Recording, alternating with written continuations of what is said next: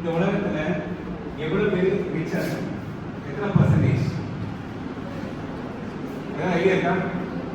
Sir நாங்களாம் எதுவுமே செய்ய மாட்டோம் சார். காலையில் வீட்டுக்கு நாளைக்கு போக சொல்றாங்க போகும், சாயங்காலம் நாளைக்கு வீட்டுக்கு போக சொல்றாங்க போகும். கரெக்டா? இப்படி எவ்வளோ நாள் வாழ போறீங்க? First point time.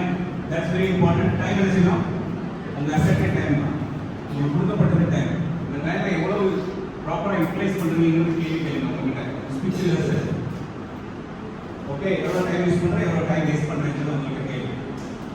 சாதிச்சு எவ்வளோ டைம் யூஸ் பண்ணுவோம், கஷ்டப்படுறோம்னா டைம் வேஸ்ட் பண்ணுறோம், டைம் தள்ளி விடுவோம்.